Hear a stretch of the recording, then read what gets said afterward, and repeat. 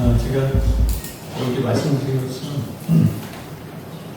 리차드 백스터 목사님이 이런 말씀을 하시는 거예요. 그러니까 여러분이 설교를 듣는 태도가 어떻게 되냐 라고 할 때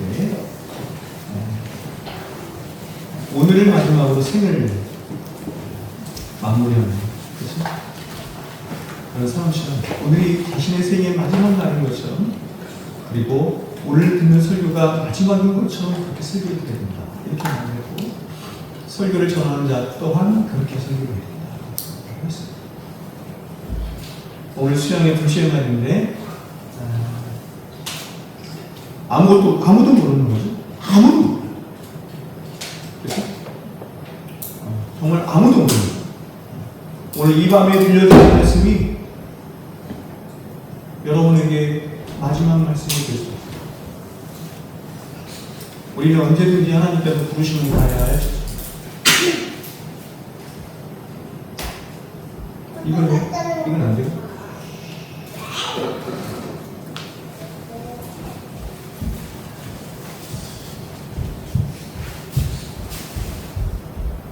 그렇게 간절한 마음으로 여러분 하나님의 말씀을 들으실 수 있기를 바라고, 그러한 여러분의 심령에 하나님의 말씀이 생명과 같이 역사하실 줄로 믿습니다. 자, 우리가 지난 시간에 예수 그리스도께서 십자가에 죽으신 첫 번째 이유를 살펴봤습니다. 이것은 바로 우리의 죄를 대속하기 위함이었습니다. 그래서 예수 그리스도의 십자가는 무엇이냐라고 할 때 첫 번째가 뭐냐면 예수 그리스도의 십자가는 대속의 십자가인 것입니다. 그러나 예수 그리스도의 십자가는 단지 저와 여러분을 대속하기 위한 십자가만이 아니라 더 큰 지평으로 나가는데, 두 번째가 뭐냐면 바로 그분의 부활하심이 있습니다. 부활을 위한 십자가입니다. 이것이 십자가에서 예수께서 죽으신 두 번째 이유입니다. 예수님이 왜 죽으셨느냐? 부활하시기 위함입니다. 그런데 여러분, 예수 그리스도의 하나님의 아들 되심, 그분이 부활하실 수 있었던 것은 그분이 하나님의 아들이시기 때문인데, 그러한 예수 그리스도의 하나님의 아들 되심과, 그리고 그 예수가 십자가에서 못 박혀 죽으셨다라고 하는 이 사실은 이스라엘의 모든 율법과 유대교 전통에 의하면 그 눈으로 볼 때는 절대로 양립할 수 없는 모순이었습니다. 왜냐하면 예수가 하나님의 아들이었다고 한다면 그분은 절대로 죄를 지으셨을 리가 없고, 그래서 그분이 죄를 짓지 않았다고 한다면 그분은 절대로 십자가의 형태에 매달려 죽으실 리가 없었기 때문에 그렇습니다. 또한 예수가 모든 평범한 인간들과 마찬가지로 결국 죽으실 분이라고 한다면 그분은 하나님의 아들이실 리가 없으실 뿐만 아니라, 무엇보다 그분이 나무에 달린 자마다 하나님의 저주를 받았습니다 라는 신명기 21장 23절의 말씀처럼 하나님께 저주를 받아 십자가에 달려 죽으신 것이라고 한다면 그분은 분명 하나님께 저주를 받아 죽은 죄인임이 밝혀지는 것입니다. 그래서 그 누구보다도 이러한 유대율법과 유대교 전통에 능통했던 사울이 담에색으로 가던 도중에 부활하신 예수님입니다. 불가능한 일인데 이 부활하신 예수님을 만나서 거대한 사상적 회심을 갖기 전까지 예수가 부활했다라고 하는 소문을 허무맹랑한 것으로 여겼던 것은 너무나 당연한 이치였던 것입니다. 누구든지 유대율법과 유대교 전통에 능한 자라고 한다면 십자가에 달려 죽은 예수는 절대로 부활할 리가 없는 것입니다. 그런데 그런 부활했다는 소문이 들리는 겁니다. 다시 말해서 유대교 전통에서는 모세나 엘리야나 에녹처럼 하나님께 인정을 받은 사람만이, 혹은 어떤 신적인 존재만이 부활할 수 있다라고 믿었습니다. 그런데 예수가 부활했다고 하니, 그렇다면 그렇게 부활한 예수가 하나님께 인정을 받은 자라는 것이 확증이 되는 것인데, 그런데 예수는 오히려 하나님께 저주를 받아 십자가에 못 박혀 죽은 것이 모든 사람의 눈앞에 선하게 드러난 것입니다. 그러므로 이렇게 예수가 십자가에 못 박혀 죽은 것이 온 세상에 분명히 드러난 것이 사실이기 때문에 그 예수가 부활했다라고 하는 소문은 절대로 있을 수도 없고 있을 수도 없는 허무맹랑한 거짓임에 틀림이 없는 것입니다. 그러나 이렇게 절대로 양립할 수 없는 이 두 사건과 두 명제죠. 즉 예수 그리스도의 하나님의 아들 되심과 죄인 되심, 또한 그로 말미암은 예수 그리스도의 죽으심과 부활하심, 이 두 가지 사건과 이 두 가지 명제가 혹시 만일 양립할 수 있는 것이라고 한다면, 그것이 가능하다고 한다면 그것은 예수 그리스도의 십자가의 죽으심의 의미가 다른 거죠. 자기죄로 인해서 죽은 것이 아니라 바로 인간들의 죄 때문에 죽은 것이라고 하는 사실이 밝혀지게 되는 것입니다. 다시 말해서 예수 그리스도의 십자가의 죽으심이 죄인들을 위한 대속의 죽음, 우리가 지난 시간에 배웠죠? 대속의 죽음, 대리적 속죄였다고 한다면 예수가 십자가에 못 박혀 죽으신 것과 또한 예수가 부활하신 것이 함께 양립할 수 있었던 것입니다. 왜냐하면 예수의 부활은 바로 그렇게 죄인들을 구원하기 위해서 속죄의 죽음을 기꺼이 담당하신 바로 하나님이 아들이신 예수 그리스도에 대한 하나님의 인정하심 혹은 하나님의 확정하심이었기 때문에 그렇습니다. 예수님이 부활하셨다라고 하는 것은 그 부활을 통해서 무엇을 보여주는 거냐면, 그렇구나, 예수 그리스도가 이 땅에 오셔서 대리적 속죄를 이루신 바로 그 중보자가 되신다는 사실을 확증하여 준 사건이 바로 부활 사건이었던 것입니다. 그래서 사도는 이러한 예수에 대해서 이렇게 우리들에게 말을 했습니다. 로마서 1장 4절입니다. 성결의 영으로는 죽은 가운데서 부활하여 능력으로 하나님의 아들로 인정되셨으니 곧 우리 주 예수 그리스도시니라. 여러분, 여기서 먼저 성결의 영으로라는 이 말씀은 신약성경 중에 오직 이곳에만 나오는 굉장히 독특한 표현인데, 이에 대한 학자들마다 여러 해석들이 있지만 저는 이 성결의 영이라는 푸뉴마, 하기오시네스가 두 가지 중의적 의미가 있다고 저는 생각합니다.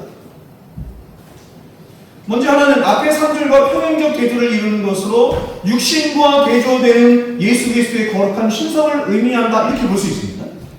그리고 두 번째는 그야말로 거룩하신 성결의 영으로, 다시 말하면 성령의 능력으로 이렇게 말할 수 있죠. 이렇게 해석할 수 있는 것입니다.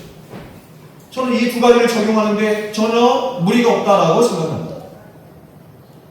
여기서 또 우리가 살펴볼 것이 인정되셨다, 이런 말이죠. 인정되셨으니 라는 히라보 호리스텐토스인데, 이 말을 대부분의 영어 성경 버전에서는 이렇게 번역했습니다. 선포되셨다 혹은 인정되셨다, 이렇게 번역했습니다. 이 말은 3절에 나셨다라는 말과 대조되는 말이죠. 육신으로는 나신 것입니다. 육신으로는 나신 것이고 성결의 영을 따라, 즉 성령의 능력으로는 예수 그리스도께서 어떻게 하셨습니까? 부활하심으로 말미암아 하나님의 아들로, 구속자로 인정이 되셨다, 선포되셨다, 이런 거예요.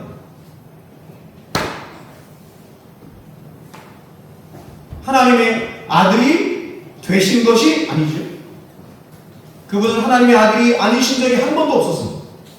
그러면 뭐냐면 바로 그분이 성결의 영이신 성령의 능력으로 죄와 사망을 깨뜨리시고 부활하심으로 그분이 하나님의 아들이시라는 것과, 다시 말하면 그분이 하나님이시라는 것과, 더 나아가서 그분이 십자가에서 죽으신 것이 바로 인간의 죄를 대속하기 위한 대속의 십자가라고 하는 것이 그분의 부활을 통해서 온 세상에 선포됐다, 확증됐다, 인정이 됐다, 증명이 됐다, 이런 뜻이죠.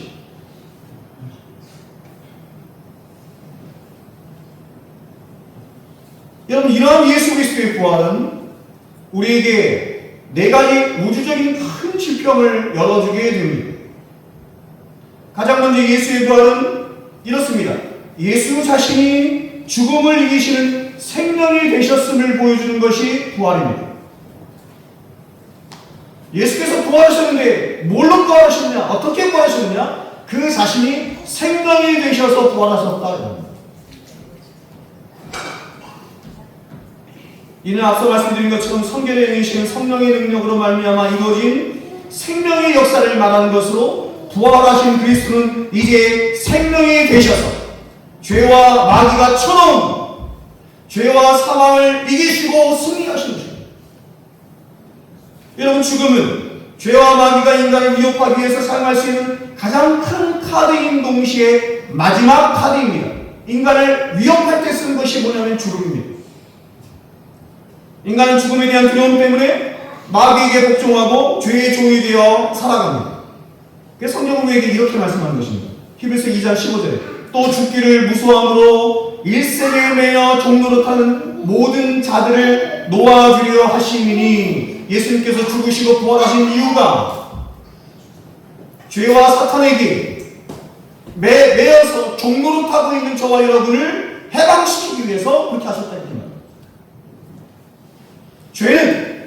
죄는 우리에게 죽음을 가져왔죠. 죄의 싹은 사망입니다. 죄의 결과는, 죄의 대가는 이런 뜻이죠. 사망입니다. 그 죽음은 단순한 생각적인 죽음을 의미하는 것이 아니라 죽음은 바로 심판을 의미하는 것이기 때문에 사람들은 그 심판에 담긴 죽음을 피하려 하나님이 아닌 그 죽음으로 사람들을 위협하고 사람들을 얽매이게 하는 사탄에게 복종하여 사는 것입니다. 그런데 이러한 죽음을 예수께서 부활의 생명이 되셔서 멸하시고 이 죽음을 정복하신 것입니다. 즉 예수의 부활 사건은 예수 자신이 이제 죽음을 멸하시고 생명이 되심으로, 그 자신이 생명이 되심으로 모든 인간들이 가장 두려워했던 죽음을 이기셨음을 보여주는 첫 번째 선례가 된 것입니다. 그래서 그렇게 부활의 첫 열매가 돼서 생명이 되신 예수 그리스도께 접붙여져 있는 그리스도 안에 있는 모든 신자들을 향해서 사도는 고린도후서 15장 부활장에서 이렇게 말하는 것입니다. 54절이죠. 이 썩을 것이 썩지 아니함을 입고 죽을 것이 죽지 아니함을 입을 때에는 사망을 삼키고 이기리라고 기록된 말씀이 이루어지리라.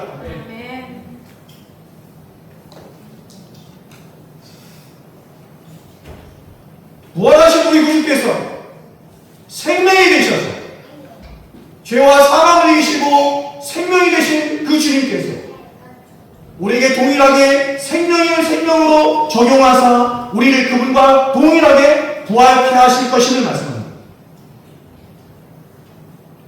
지금 이 말씀은 이사야 25장 8절 말씀을 인용한 말씀입니다. 이 길이라고 기록된 말씀이에요. 이미 기록되어 있습니다. 이미 700년 전에 이사야 선지자를 통해서 예언된 말씀입니다. 그 말씀이 이사야 25장 8절 말씀인데, 이사야 25장 말씀은 마지막 심판의 때에 관한 말씀입니다. 근데 그 마지막 때에 어떤 일이 나는가 하면, 이미 700년 전에, 예수님이 오시기 700년 전에 바로 구원자가 나타나서, 중보자가 나타나서, 다시 말하면 예수 그리스도의 부활하심으로 말미암아서 나타난 그 생명으로 사망을 영원히 멸하시는 일이 있게 된다, 이렇게 말하는 것입니다. 그러므로 예수의 부활은 이제 두 번째 큰 우주적인 시평으로 우리에게 나아가도록 하는데, 그것은 바로 예수 그리스도 안에 있는 모든 신자들의 부활에 관한 것으로, 이것을 우리는 구원의 부활 이렇게 말합니다. 이것이 부활의 두 번째 이유입니다. 자, 여러분, 우리는 예수를 믿기 전까지 저와 여러분의 영혼은 죄로 인한 죽음의 상태에 있었습니다. 세상 사람들은 다 살아있는 것 같으나 그 육체가 살아있는 것이고, 성경이 말씀하는 창세기 2장에서 하나님께서 창조한 약을 맺히면서 하셨던 그 약속, 이 이루어진 것입니다. 영원한 죽음에 이르는 것입니다.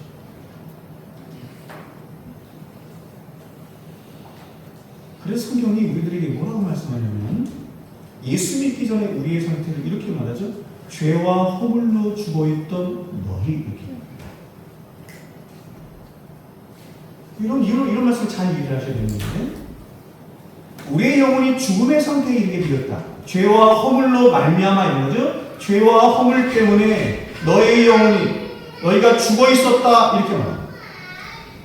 죽음의 상태에 있었다라고 하는 것은, 이것은 일종의 비유입니다. 일종의 비유로 우리의 영혼이 그야말로 우리가 생각하는 그런 죽음에 이르렀거나 혹은 멸절되었다라는 의미가 아닙니다.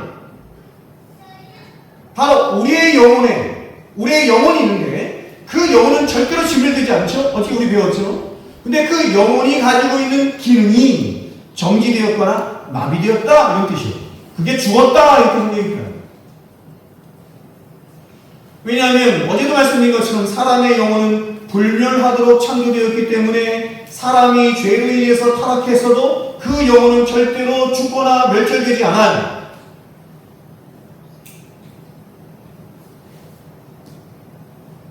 인간은 육체와 영혼으로 되어 있습니다. 그리고 그 육체와 영혼의 기능도 다릅니다. 그렇게 육체의 죽음의 의미와 육체가 가지고 있는 죽음의 의미와 영혼이 가지고 있는 죽음의 의미 또한 달라요. 육체의 죽음은 영혼이 육체로부터 분리되는 것으로 육체의 기능이 사라지는 것, 어제 배웠죠? 육체의 기능이 사라지는 것입니다. 다시 말해서 육체에서 생명이 끊겨져서 육체가 소멸로 가는 것입니다. 그것을 육체의 죽음 이렇게 말합니다. 그러나 영혼의 죽음은 소멸이 아닙니다. 소멸이 되지 않아요. 영혼이 영혼으로서의 그 본래의 기능을 상실한 것을 말하는 것입니다. 그러면 하나님께서 우리를 왜 영혼으로 창조하셨습니까? 그 영혼의 기능이 무엇입니까? 그 영혼의 가장 중요한 기능은 바로 영이신 하나님과 교통하고 영적인 세계와 소통하도록 하기 위해서 하나님이 우리를 영적인 존재로 창조하신 것입니다. 그런데 그러한 영혼의 기능이 정지되었거나 혹은 거의 마비된 상태를 성경이 죽었다 이렇게 표현하는 거예요. 그래서 여러분, 우리의 영혼은 이렇게 우리의 육체와 우리의 영적인 세계에 모두에 관여를 합니다. 우리 안에 영혼이 있는데 이 영혼은 우리의 육체에도 관여를 하고 영적인 세계에도 관여를 하는 것입니다. 그래서 우리의 육체에 관여하는 영혼의 기능을 이렇게도 말합니다. 영혼의 저급한 기능, 이렇게 말합니다. 그리고 영적인 세계에 관여하는 우리 영의 기능을 영혼의 고급한 기능, 이렇게 말합니다. 똑같은 기능이긴 한데 저는 좀 이렇게 말이 적절치는 않은 것 같아요. 둘 다 중요한 기능이기 때문에. 즉 영혼의 저급한 기능은 이런 것입니다. 우리의 육체의 생존과 관계되는 기능이죠. 육체의 생존과 관계되는 기능입니다. 그래서 이 영혼의 기능이 정지되면 어떻게 돼요? 육체가 소멸되는 것입니다. 그래서 육체가 느끼는 추위, 더위, 배고픔, 목마름, 고통, 편안함, 이것을 무엇이 관여하기 때문에 우리가 할 수 있냐면 영혼의 저급한 기능이 관여하기 때문에 그렇습니다. 그 기능이 작동을 하는 것입니다.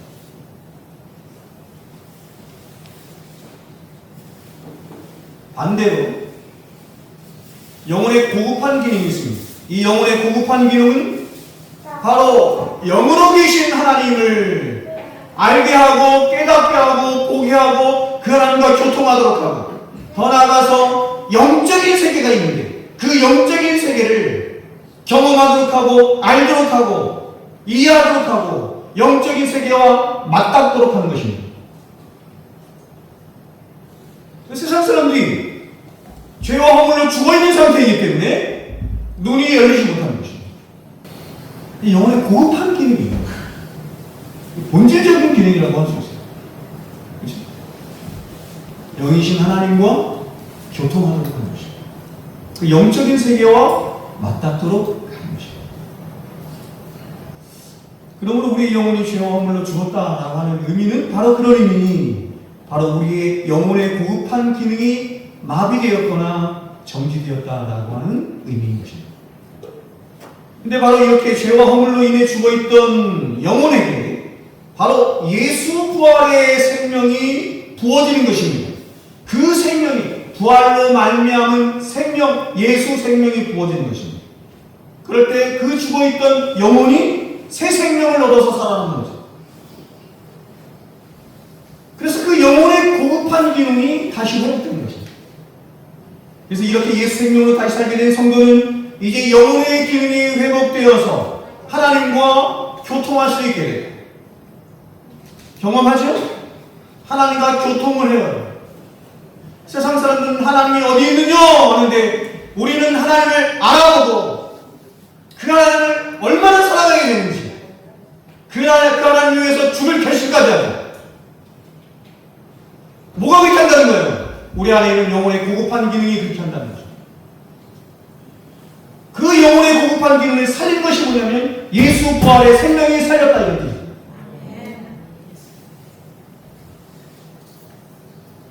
그래서 아까 우리가 천국과 지옥에 대해서도 성경 보시 얘기했지만 세상 사람들은 야 천국이 어디 있어? 지옥이 어디 있어? 이렇게 얘기하는데 우리는 천국이 경험되는 것입니다. 지옥이 경험되는 것입니다. 천국과 지옥이 궁극적인 천국과 지옥이 있음을 확증하는 것입니다. 누가 그렇게 하세요? 누가 그렇게 하세요? 성령께서 예수 생명으로 인해서 성령께서 우리 안에서 역사하시고 보존하시는 것입니다. 다시 말하면 예수 믿기 전까지는 그가 가진 자원이라고 하는 것은 오직 세상에 있는 것들 뿐이었습니다. 세상 사람들은 그렇게 살아갑니다. 세상에 있는 게 다라고 생각해서 그런 것 가지고 그러한 것들로 자기를 세우고 그러한 것들로 자기를 구축하며 그러한 것들로 자신을 지키고 자기 의삼아 살아갑니다. 그게 세상 사람입니다. 근데 이런 그가 예수를 만나고 난 이후에 이제 그는 이 세상에 없는 새로운 자원들을 갖게 된 것입니다. 공급받게 되는 것입니다. 영원토록 은혜와 사랑과 생명과 성령의 능력과 이런 것들이죠. 이런 것들은 세상에 없어요. 이런 것들은 세상에 없어요. 세상 사람들이 알아보지도 못합니다. 깨달을 수도 없습니다. 있는지도 모릅니다.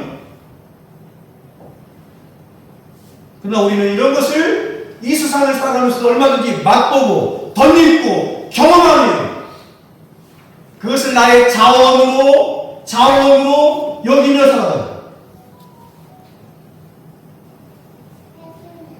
그런데 예수 부활은 이러한 신자들의 영혼의 부활, 즉 구원의 부활에만 머물러 있지 않고 그렇게 구원받은 신자들의 인격과 삶 속에서 계속해서 이번에는 이런 것입니다. 역사하는 부활로 나타납니다. 세 번째죠. 역사하는 부활로 나타납니다. 이런 부활을 교리적으로 신자의 성화의 부활 이렇게 말합니다. 여러분 예수 그리스도의 죽으심과 부활로 말미암아 신자되고 하나님의 자녀된 저와 여러분은 신분적으로는 죄사함 받고 구원받은 하나님의 백성 분명히 맞습니다. 분명히 맞습니다. 그러나 이 세상을 살아가는 동안 우리의 실제의 삶에 있어서는 우리 안에 잔존하는 죄와 그 죄의 세력에 있어서 끊임없이 우리 안에서 그 죄의 세력이 끊임없이 저와 여러분을 죄 가운데로 인도하기 때문에 거기서 자유로운 삶을 살 수가 없어요. 마찬가지로 예수 그리스도께서 부활하심으로써 이제 사탄의 허리는 부러졌고 사탄은 영원한 필패의 길로 나아갈 것이지만 그러나 사탄은 비록 저와 여러분이 구원받은 신자라 할지라도 그런 우리를 결단코 포기하지 않습니다. 우리가 구원받은 하나님의 백성인 것을 알매도 불구하고 포기하지 않습니다. 그래서 만약 저와 여러분이 믿음과 은혜를 따라서 하나님의 말씀에 순종하지 않는 삶을 살 때 그런 빈틈이 보일 때 사탄은 끊임없이 저와 여러분을 죄가 주는 비참 가운데로 데려가는 일을 멈추지 않는 것입니다. 그래서 성경은 우리에게 이렇게 말씀한 거죠. 피 흘리기까지 죄와 싸워야 한다 이렇게 말한 것이고 또 한편으로는 마귀의 관계를 능히 대적하기 위하여 하나님의 전신 갑주를 입어야 한다 이렇게 말한 것입니다.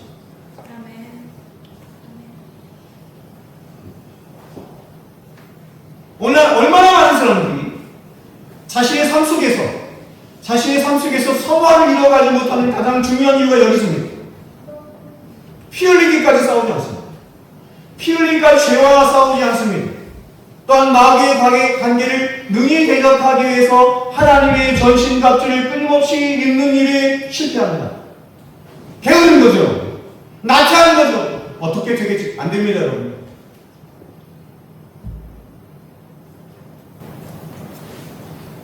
잘못된 은혜론에 빠져가지고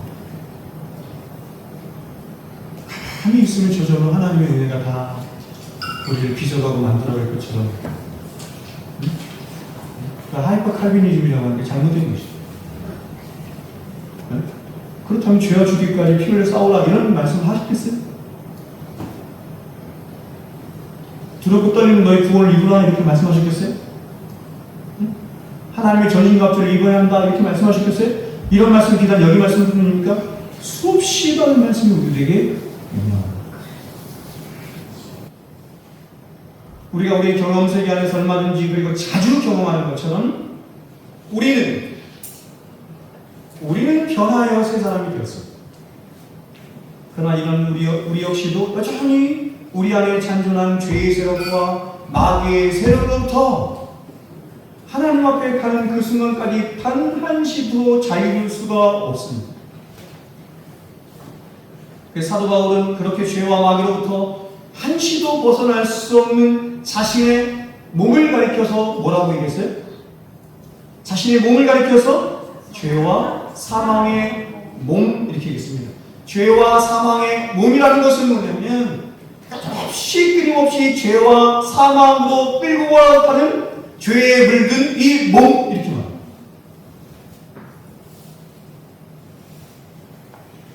성화를 이루는 데 있어서 핵심은 뭐냐면 몸이에요. 몸. 그렇죠? 로마 12장에서도 너희 몸을 거룩한 산에서 들으라 이렇게 얘기하지. 뭐 너희 영혼을 사지에서 이런 얘기가 아니죠. 정신을 이런 얘기가 아니죠. 우리의 정신은 우리의 영혼을 항상 하나님을 향해 있기를 원해요. 그렇게 살기를 원해요. 몸이 문제죠. 죄와 사망으로 끌고 가는 우리의 몸이 문제예요. 사도 바울이 본문에서 뭐라고 했어요? 내 몸을 복종시키는 몸의 문제예요. 그래서 우리는 이러한 우리 자신의 실체로 인해서 너무나 자주 넘어지고 실패할 뿐만 아니라 실망하고 낙심하며 너무 자주 넘어져서 나중에는 안 된다라고 냉소해요. 포기하죠. 그래서 오늘날 교회 안에 있는 많은 사람들 가운데 어떤 사람들이 있냐면 자신이 믿음의 수준을 설정하는 것입니다. 너무 많이 넘어지고 너무 많이 실패했기 때문에 설정하는 것이에요. 난 이 정도 수준. 너무나 많습니다. 10년이 가도 20년이 가도 변화되지 않는 거죠.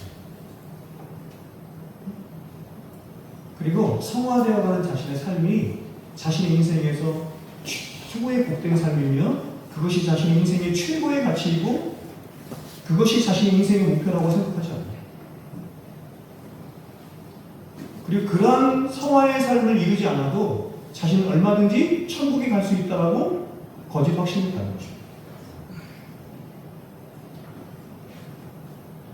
제가 오전에도 여러분과 성경 공부하면서 구원론에 대해서 말씀드렸지만 의화 구원과 영화 구원은 있는데 성화 구원은 없다. 그런 구원은 없어요. 그런 구원은 없어요. 왜냐하면 구원의 소중의 신칭수 성경이 이 앞까지 모든 게 다 관계에 관련된 거예요. 하나님과 우리의 관계를 새롭게 하는 것입니다. 새롭게 관계를 맺는 거죠. 맺을 뿐만 아니라 그 관계를 계속해서 거룩한 관계로 비춰가는 것입니다.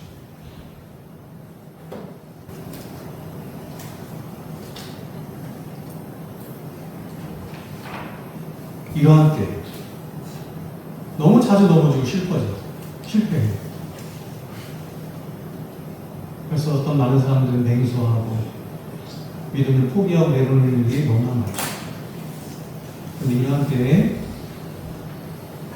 이러한 때에 우리 안에 거하시는 성령께서 말할 수 없는 탄식 가운데 우리를 불쌍히 여기시며 우리를 조용히 하나님 앞에 나아가 이런 나를 위하여 십자가에 죽으신 예수 그리스도의 십자가를 깊이 묵상하게 합니다.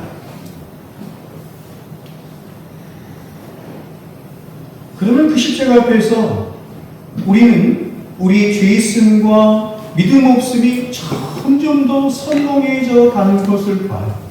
어디서요? 십자가 앞에서. 그래서 우리 신령은 점점 더 가난해지고 겸비해져 가며 더 하나님 앞에 애통해하는 마음을 갖게 되어서 더 깊은 참회 속으로 들어가게 되는 것입니다. 이때 우리의 기도는 점점 더 간절해지고, 여기서 제가 할 말이 너무 많은데요. 왜냐하면 왜 우리 안에 성화가 이루어지지 않느냐라고 한다면 여기까지 왔는데 여기서 또 실패하는 거예요. 왜 실패하느냐? 간절히 기도하지 않는 것입니다.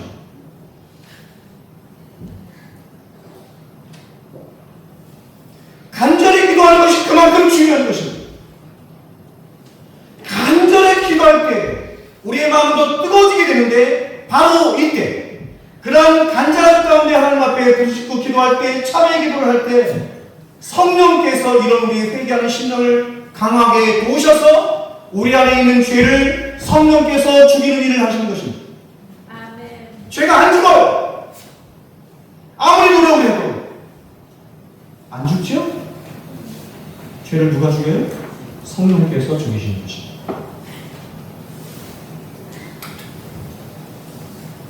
그리고 이렇게 우리 안에 있는 죄가 죽어가는 때에 죄로 인해서 힘과 활력을 잃었던 우리의 영혼은 다시 활력과 기운을 얻게 되는데, 또 하늘로부터 부어지는 천상의 은혜와 능력들을 덧입게 되는데, 이때 우리의 영혼은 예수 그리스도를 더욱더 사랑하는 자가 되는 것입니다. 이것이 바로 신자인 저와 여러분 안에서 경험되어지는 부활의 세 번째 지평, 바로 성도의 성화의 부활인 것입니다. 그러나 진실한 회개 없이 그리스도를 사랑하게 되는 법은 없는 것이고, 또 예수를 사랑하지 않은 채로 우리의 영혼이 회복되는 일 또한 없는 것입니다.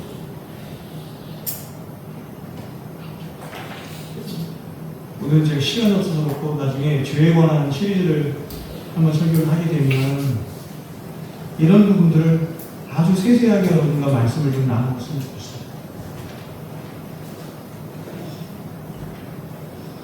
그러므로 거룩을 이루어가는 성화의 삶을 인생 최고의 목적으로 삼고 살아가는 가장 진실된 성도된 저와 여러분은 날마다 무시로 말씀과 기도의 자리에 나가야 할 뿐만 아니라 무엇보다 예수 그리스도의 십자가 앞에 나아가서 하나님과 우리 사이를 끊임없이 이간질시키고 깨뜨리며 내게 하는, 우리를 부패와 더러움 가운데 거하도록 하는 죄의 정체를 밝혀서 그 죄와 피 흘리기까지 싸우는 일을 멈추지 말아야 하는 것입니다.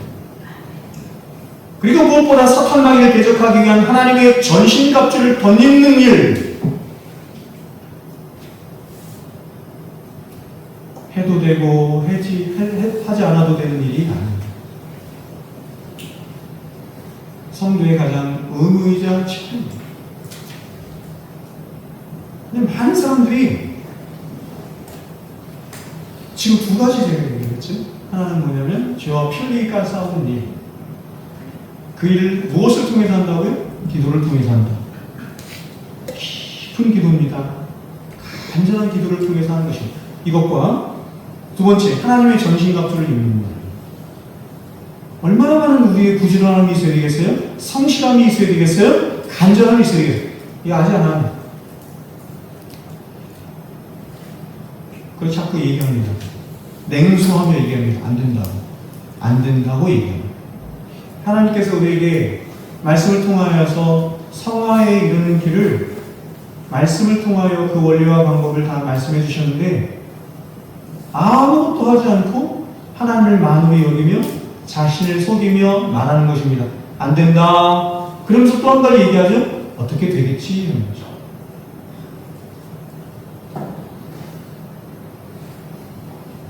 이게 간절함이 없어졌어요. 이런 사람들 보면 어떤 생각마저 드냐면 이런 생각마저 드는 거예요. 내 영혼이 지옥에 가든 천국에 가든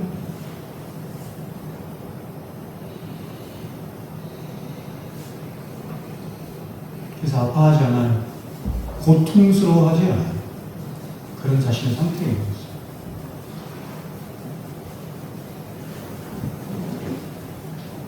Sanctification. 성화 구원이 없는 구원은 그 존재 자체가 성립이 되지 않습니다.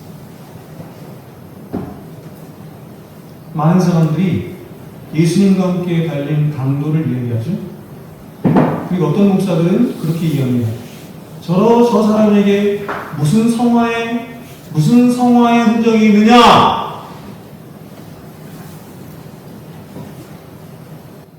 성화 무용론자들이 이해하는 것입니다.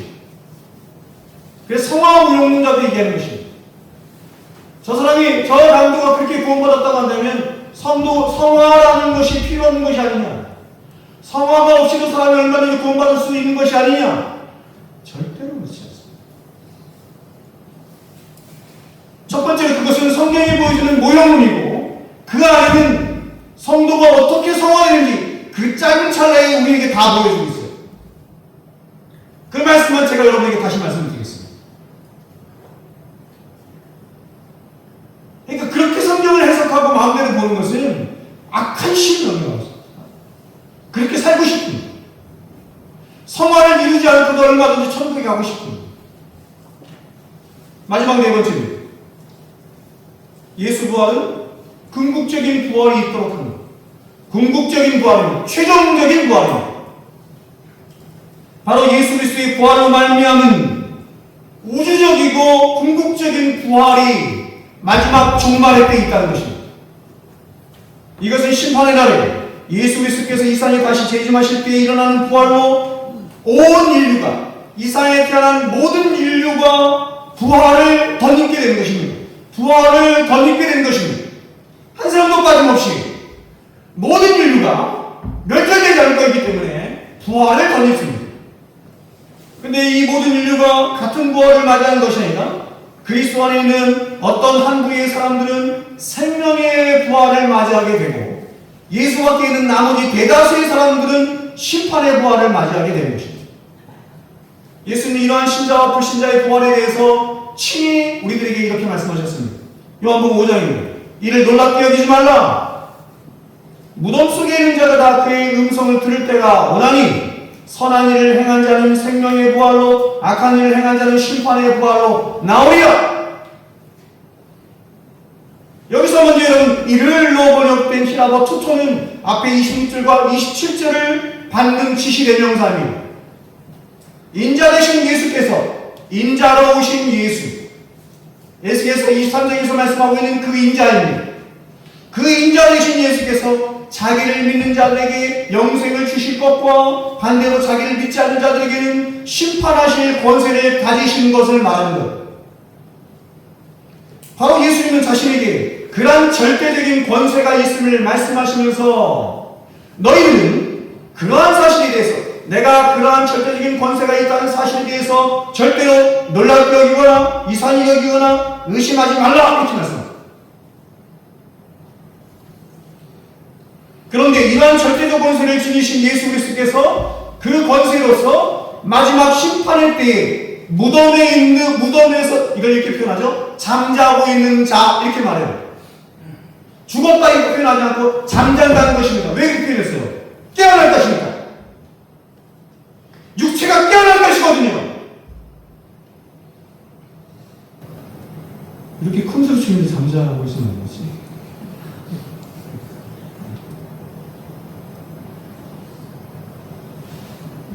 우리 자녀들 잘 들으세요. 죽는 게 끝이 아니에요. 죽었던 사람들도 그것을 끝이에요. 저희 아버지 이장을 할 때가 제가 보니까 묘를 팠습니다. 뼈가 이렇게 남았대요. 뼈가 해고라고 이렇게 뼈가. 그래서 우리는 생각해요. 이것은 끝이구나. 모든 것이 끝났구나. 성경은 그렇게 말씀하지 않아요.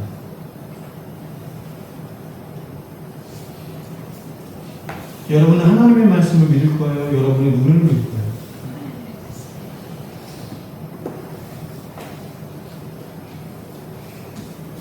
예수 그리스도께서 요한계시록 4장에 보면 하나님께 모든 권세를 다 받습니다.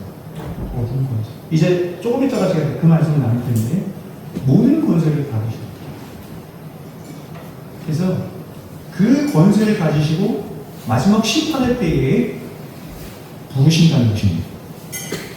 부르면 그 예수의 음성을 듣고 육체들이, 죽었던 육체들이 다시 일어나는, 깨어나는 일이 있다는 것이에요. 근데 깨어나서 어떻게 하냐면 그가 가지고 있는 그 영혼과, 그 영혼이 어디 있어요? 영혼이 어디 있어요? 음부 아니면 낙원에 있어요. 음부 아니면 낙원에 있어요. 거기 영혼만 있거든요. 결합한다는 것입니다. 결합돼서 어떻게 되냐면 영원히 살게 된다는 것입니다. 영원한 부활체가 된다는 거예요. 영원한 부활체가 되는데 그야말로 대리적이고 궁극적이며 우주적인 부활이 예수 재림 때에 이루어진다는 것입니다. 믿습니까? 아멘.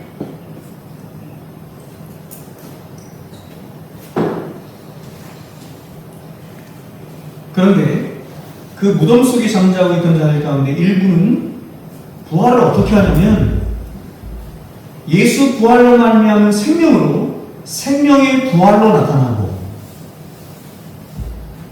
그 예수 생명이 나타나지 않은 자들은 어떻게 해요? 선악과는 심판을 받죠? 백보자 심판. 그래서 심판의 부활로 보세요. 부활하게 됩니다.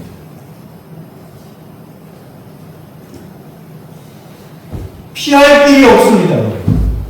얘들아! 목사님. 피할 길이 없어.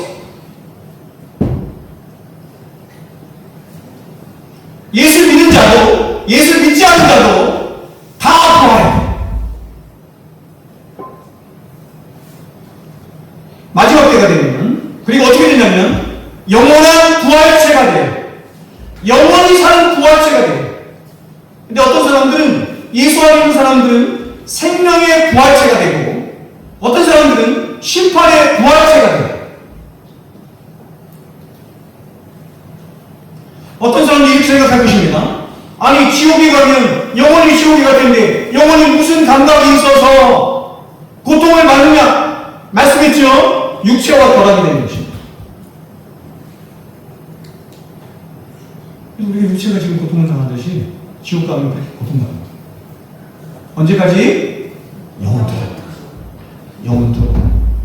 1년도 아니고 2년도 아니고 10년도 아니고 어떻게 하냐?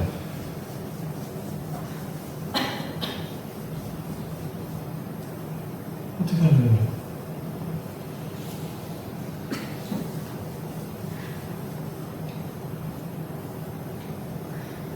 그래서 여러분 결국 이러한 마지막 심판의 때에 벌어지는 우주적인 부활을 통해서 이제 마귀와 마귀의 자녀된 악인들과 그리고 우리를 가장 두렵게 하고 떨게 했던 사망, 아까 제가 화역성경시험 얘기했죠? 성경시험 얘기했죠? 사망, 음부까지도 영원한 지옥불에 던져져요. 그래서 이 사이는 죄와 비참과 사망이 사라져서 영원한 평화와 안식이 이루어지는 천국이 도래합니다. 이렇게 말해요. 이 천국에 관해서 이제 다시 이야기를 하면 이게 복잡해지긴 하는데 이 새하늘에 갈 땅은 어떻게 이해를 할 거냐. 그래서 많은 개혁주의자들이 천국을 그렇게 이해하는 거예요. 지금 우리가 사는 땅이 획기적으로 개선되는 걸 말합니다. 악이 다 사라지거든요. 사망도 사라지거든요. 어디로? 지옥으로 떨어져요. 음부도 떨어지고 다 떨어져요. 이것이 바로 예수 부활이 말하고 있는 마지막 지평입니다. 여러분, 이러한 마지막 심판의 때와 그리고 그 심판의 때에 이루어질 우주적이고 궁극적인 부활은 반드시 모든 인류에게 찾아온다고 성경이 말씀합니다.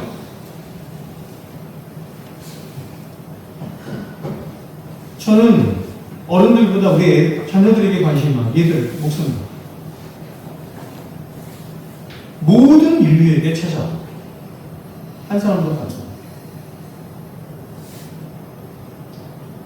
그리고 이 심판과 부활로 모든 인류의 운명이 결정이 돼요. 영원토록 결정입니다. 영원토록 주님과 함께 생명을 누리며 살 것입니다. 아니면 영원한 지옥불에서 이를 갈며 살 것입니다. 고통을 받으며 살 것입니다. 어떻게 할래요? 어떻게 해야 돼요?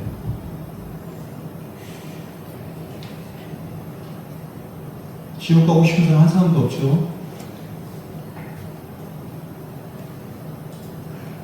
자, 그러면 여러분, 저와 여러분이 이러한 생명의 부활로 나아가기 위해서는 과연 무엇이 필요합니까? 과연 어떻게 해야 합니까? 많은 사람들, 교회 안에 많은 사람들은 아주 쉽게 얘기합니다. 예수 믿으면 됩니다. 정답이에요. 정답이에요. 그러나 그 말은 너무나 가벼워.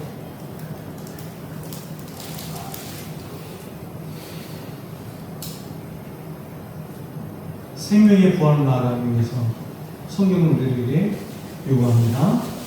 바로 죄에 대한 참된 회개가 있어야 합니다. 첫 번째, 죄에 대한 참된 회개가 있어야 합니다. 첫 번째. 두 번째는 뭐냐면 예수 그리스도에 관한 진실한 믿음이 있어야 합니다. 두 가지.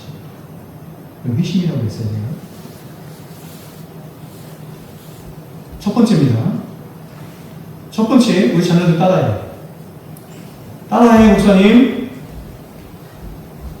죄에 대한 참된 회개와 예수 그리스도에 대한 진실한 믿음.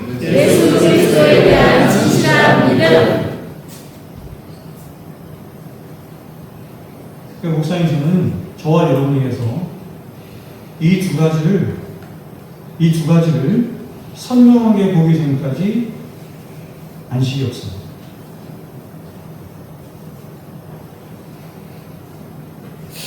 그 사람 집사이건 장로이건 목사이건 상관없어요. 그래서 저는 사실상 다른 것은 관심도 없어요. 저는 저와 여러분에게서 이거 보기 원합니다.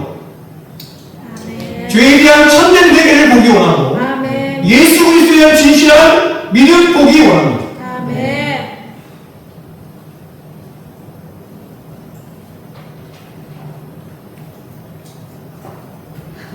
헛된 근거 가지고 와서 그렇게 자신을 속이지 마시고 하나님을 남으로 여기지 마시고 말씀 앞에 정직하게 하셔야 돼요.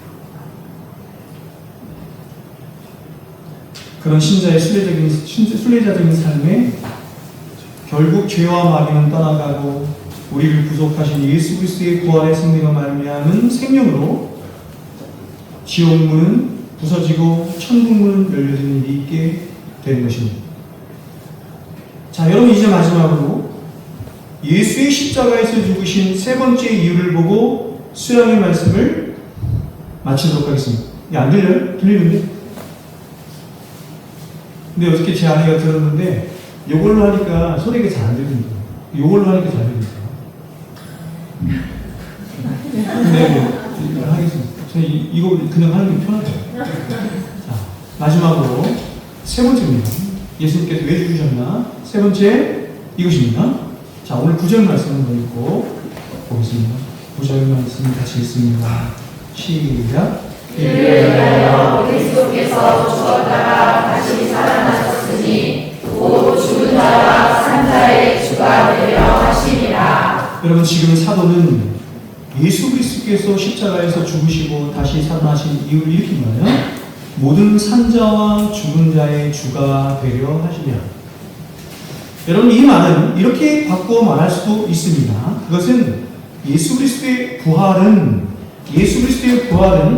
구원받을 인류를 위해서 대신 죽으신 것에 대한 하나님이 예수님에게 주신 상급이었는데, 그 상급의 정점이 뭐냐면 바로 산자와 죽은 자 모두가 무릎을 꿇어 경배하는 만유의 주가 되게 하시는 것이었다. 여러분, 여기서 주가 되셨다라는 의미는 온 우주와 만물을 통치하시는 주를 말하는 것인데, 이것이 구약적인 의미로 보면 어떤 의미냐면, 구약에 여호와 나오죠? 여호와 하나님이 누리셨던 그 지위를 주 이렇게 말하는 거예요. 우리가 성경에 보면 성경에는 주라는 말, 이 큐리오스라는 말이 굉장히 다양한 의미로 사용되죠.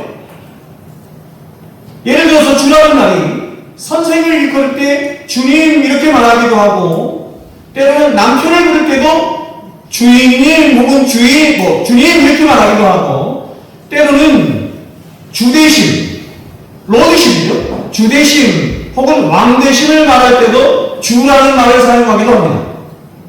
그러나 여기서 쓰인 주라는 말은 예수 그리스도께서 지상에 사시면서 사람들로 받으셨던 그 주라는 칭호를 말하는 것이 아니고, 그러한 주라는 칭호하는 본질과 질적인 차이에서 전혀 다른 바로 예수 그리스도께서 성부 하나님께 온전히 순종하심으로, 다시 말하면 이런 것입니다. 이 땅에 오시고 사시고 고난당하시고 십자가에 죽으신 것, 예수님이 성부 하나님께 온전히 순종하셨어요. 근데 그 순종하심이 어떻게 나타나냐면, 이 땅에 오시는 것으로, 사시는 것으로, 고난당하시는 것으로, 십자가에 죽으시는 것으로 나타났어요. 이해하셨죠? 그런데 이렇게 온전히 순종하신 예수를 성부 하나님이 지극히 높이셔서, 이 말은 성부 하나님이 그러한 예수를 어떻게 하셨어요? 승기라고 하죠. 그 예수를 부활케 하시고 승천케 하시며 다시 재림케 하심으로, 이런 말이에요.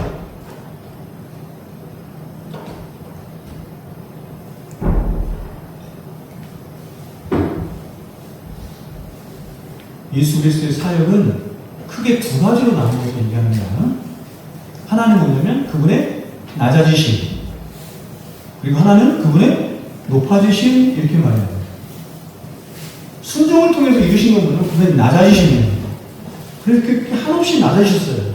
하나님 앞에 순종하시고 이 땅에 오시고 사시고 고난당하시고 십자가에 죽으신 것입니다. 그렇게 순종하셨더니 성부 하나님께서 그 예수를 높이셨어요. 어떻게 높이셨냐면 부활케 하시고 승천케 하시고 하나님 보좌 우편에 앉게 하시고, 그리고 결국 다시 오시게 하셔서, 그리고 결국에 최종적으로 어떻게 하시냐면 만유의 주가 되게 하셨다. 이것을 오늘 본문에서 어떻게 표현하냐면 산자와 죽은 자의 주가 되게 하셨다, 이렇게 표현합니다.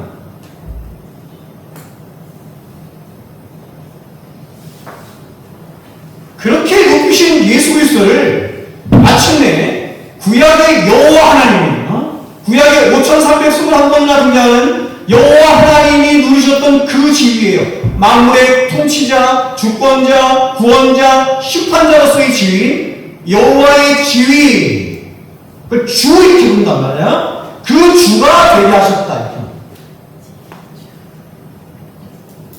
그래서 구약 성경을 헬라어 성경으로 번역한 72년 성경을 보면 구약에 등장하는 여호와를 거의 대부분 뭐로 번역했냐면 큐리오스, 주, 이렇게 번역했어요.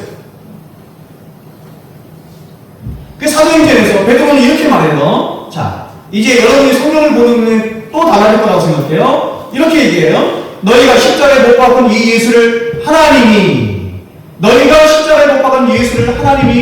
주와 그리스도가 되게 하셨느니라. 주와 그리스도가 되게 하셨느니라. 그분은 주님이 아니신 적이 없어졌는데 주가 되게 하셨어요. 이상하죠? 바울도 이렇게 말합니다. 그렇게 얻으신 예수 그리스도의 주되심의 권세에 대해서 이렇게 말해요. 하나님께서 그를 죽은 자 가운데서 살리시고 자기 오른편에 앉히사. 누가 하셨다고요? 하나님이 높이셨어요. 모든 통치와 권세와 능력이 뛰어나게 하시고, 누가 하셨어요? 하나님이 하셨어요. 만물을 그의 발 아래 복종하게 하셨느니라. 하나님이 하셨어요.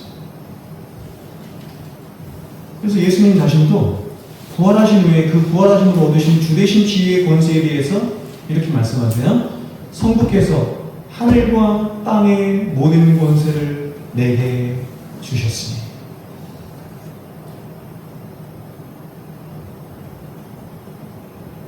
예수님이 획득하신 거죠. 뭘 통해서? 순종하심을 통해서.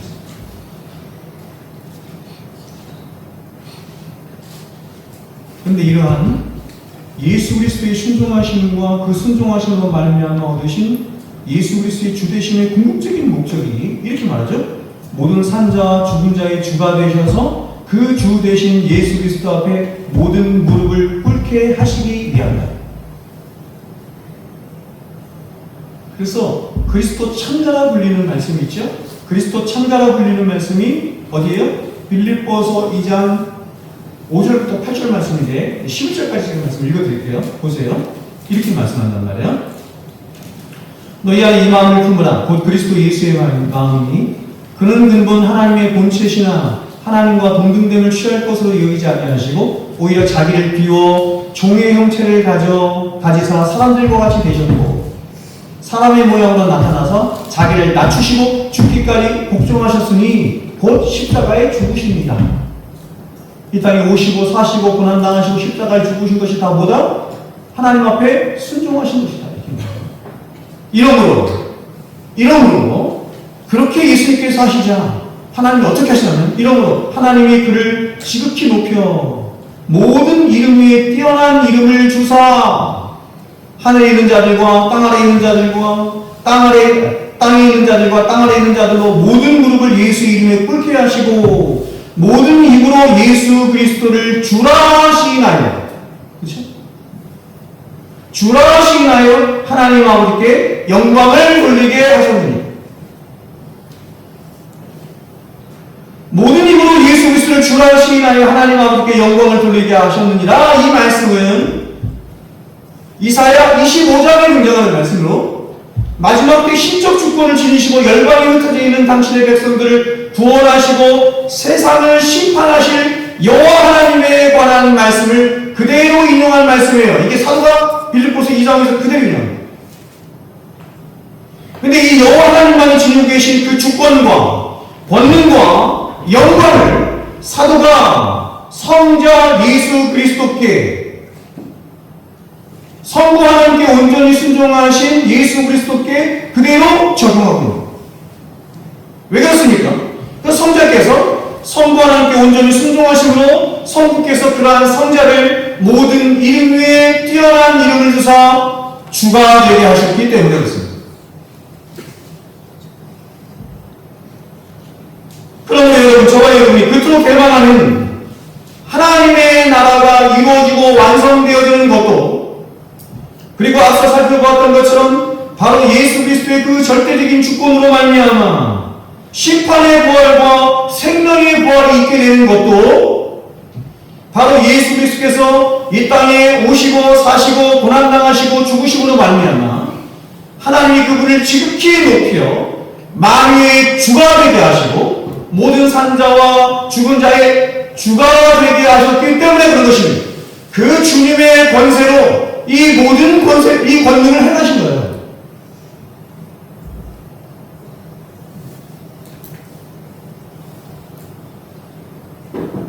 그러므로 여러분, 그렇게 예수 그리스도의 주되심으로 말미암아 하나님의 나라에 이르게 되었고 또 영원한 생명의 부활에 이르게 된 모든 진실한 성도된 자들의 삶과 신앙의 핵심에 뭐가 있다는 거예요? 예수 그리스도의 주되심의 권세에 대한 참된 신앙의 고백과 복종이 있다는 거예요.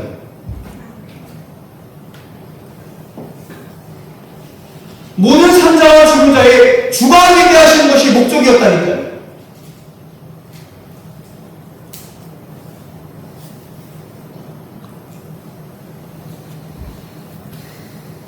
쉽게 말하면 예수님이 왜 이 세상에 오시고 사시고 고난당하시고 이번 주제가 예수님이 왜 죽으셨는가?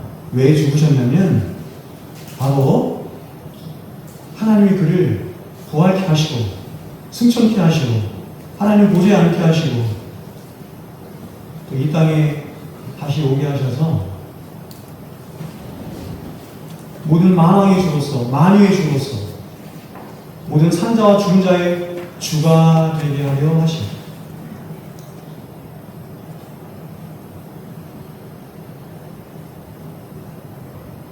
우리가 예수를 믿는다는 것은 예수를 믿는다는 우리의 신앙의 기독교 신앙의 가장 핵심이 바로 예수 그리스도가 나의 주가 되셨음을 이 주의 의미는 제가 말씀드렸어요.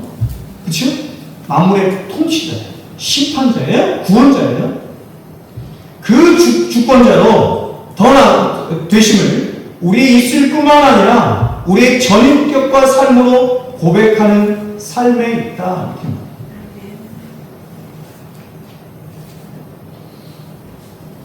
그래서 예수님이 입술로 주여 주여 해요. 그 의미가 이거예요. 입술로 주여 주여 하면서도 자신의 삶과 인격으로 그분을 자신의 주권자로 더 나아가서 이 세상의 모든 만물의 주권자이자 심판자이자 구원자로 믿지 않는 자들, 믿지 않아요. 이분은 주여 주여 하는데 안 믿어. 그분이 나의 심판자가 되실 것을, 주권자가 되실 것을, 구원자가 될 것을 안 믿어. 그게 주인데, 근데 주여 주여. 그런 자를 향해서 주님이 이렇게 말씀하셨어요. 누가복음 6장에서 너희는 나를 불러 주여 주여 하면서도 어찌하여 내가 그런 주권자로서 너희에게 말하는 것을 뭐예요? 행하지 않느냐.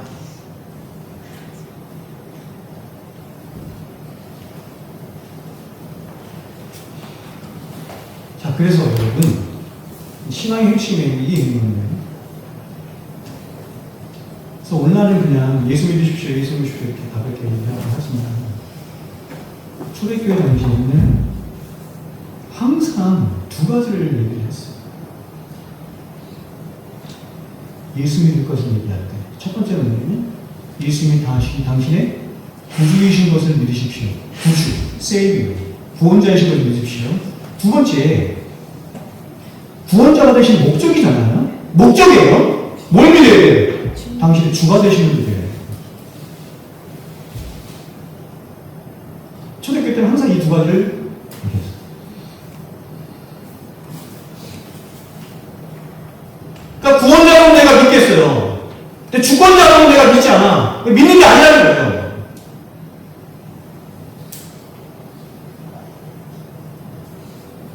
그러면 이렇게 주님의 주권 가운데 구원함을 받은 저와 여러분은 그 주님의 주권이 저와 여러분의 삶의 구석구석에 미쳐지지 않은 것이 없도록 우리 자신을 우리 삶 속에서 이렇게 내어드리는 삶을 사는 거예요.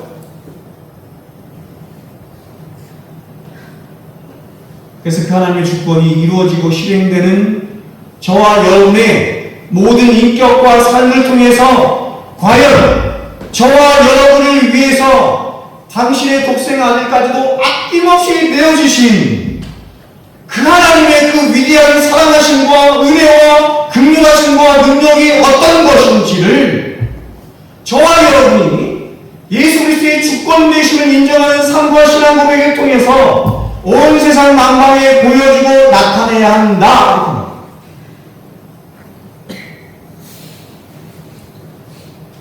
신앙생활이 너무 어려워. 태연이가 똑똑하네.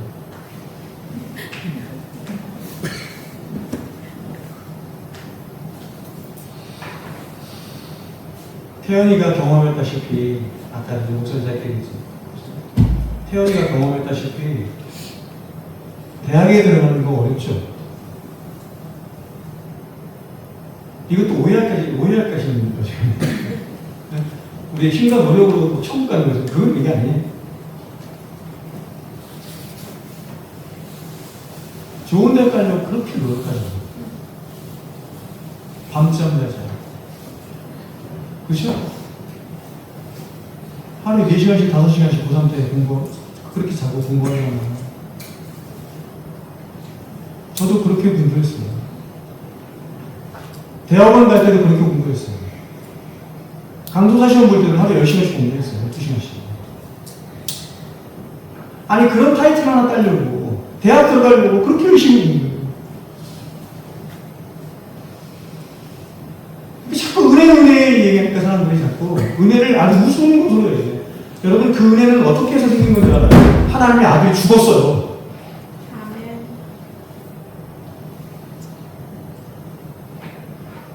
그 은혜로 말미암은 영광은 어떤 것인지 한번 생각해 보세요.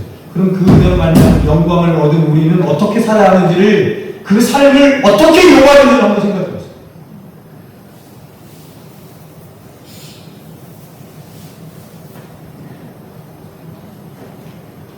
그런 거예요, 여러분.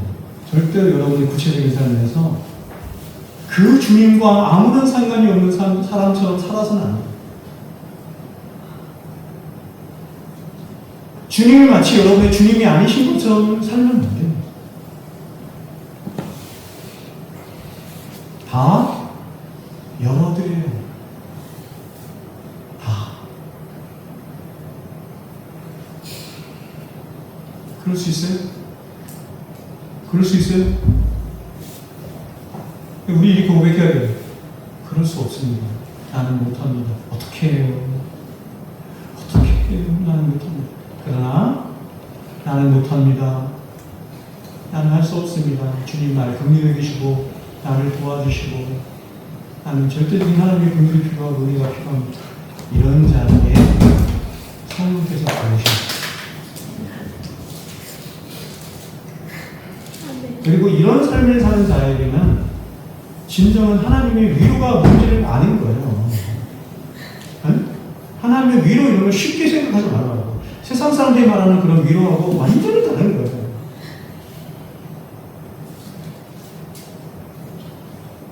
기쁨도 마찬가지고 평강도 마찬가지고 이런 사람에게 주시죠. 이런 사람에게 주시는 거예요.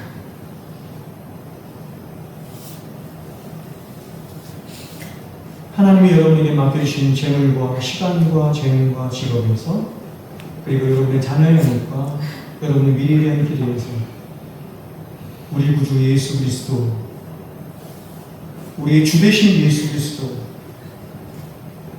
그분이 저와 여러분의 왕이 되시고 주가 되시도록 다 열어드리고 내어드릴 수 있기를 주의 이름으로 축원드립니다. 마태복음 16장에서 주님이 베드로에게 너는 나를 누구라 하느냐 이렇게 물으셨습니다. 그때 베드로가 이렇게 고백합니다. 주는, 여기서 주가 큐리우스입니다. 주는 그리스도시요 살아계신 하나님의 아들이십니다. 라고 신앙 고백했을 뿐만 아니라 그렇게 그가 신앙 고백한 대로 자신의 전 인생을 믿음으로 살아 하나님 앞에 영광이 되는 삶을 살았던 것처럼 하나님 언제든지 하나님께 나를 띠띠우시고 데려가시는 곳으로 나도 순종하며 살기를 원합니다. 나는 동일한 마음을 가지고 베드로의 신앙 고백 가운데 우리도 베드로처럼 영광스러운 주님의 길에 함께 동참함으로 주님께 영광이 되며 저와 여러분의 삶에도 최고의 복되고 영광스러운 삶을 지어져가는 저와 여러분 될 수 있기를 주의 이름으로 축원드립니다. 아멘.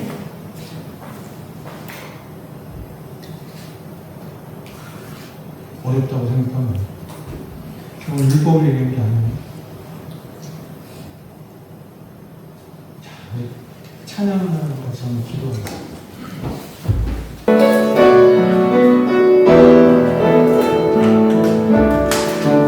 예수 하나님의 복이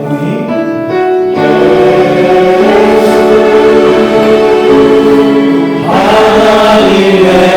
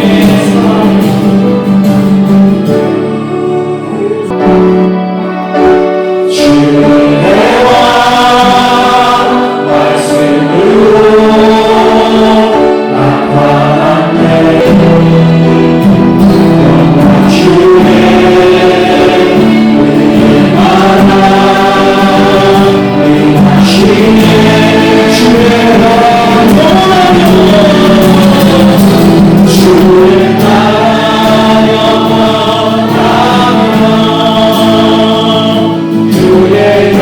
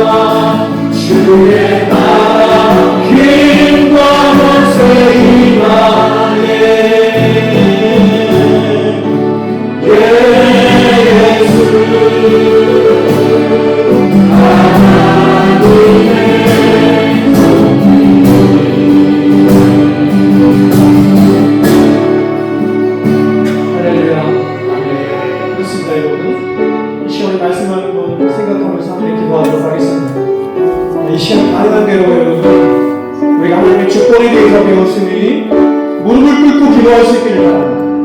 바닥에 내려와서 무릎을 꿇고 기도해도 되고 아니면 그 의자에 올라가서 무릎을 꿇고 기도하면 좋겠습니다. 하나님의 주권을 인정합니다.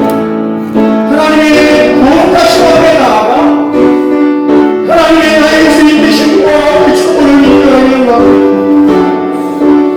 지금까지 내가 오늘 내 방식으로 내 주권을 가지고 살아서 우리의 자아를 꺾어 주시옵소서. 하나님 앞에 굴복해 하여 주시옵소서.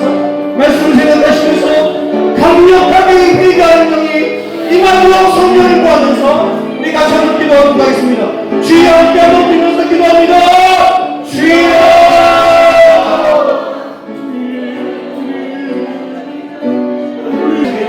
모든 산다와 군대를 주관하셨습니다. 우리의 구주가 되시는 뿐만 아니라 우리의 주가 되신 여호와 우리의 주 되신 예수 그리스도 당신의 사랑 당신의 수원 당신의 꿈을 쫓기를 합니다. 아버지 하나님 우리의 평안을 것을 용서하여 주시옵소서. 우리의 사랑을 것을 용서하여 주시옵소서. 하나님 우리 믿음의 주권자가 되시는 불구하고 아버지 하나님 그렇게 이룩합니다. 우리의 가인을 받으셨고 회개하지 않고 우리가 살 수가 없습니다. 회개하지 않고 살 수가 없습니다. 회개하지 않고 돌이키지 않고 어떻게 하나님 어떻게 하나님께서 이럴 수 있었습니까? 아닙니까? 주님의 우리 하나님 죄악을 보게 하여 주셔서 우리 하나님 죄악을 보게 하여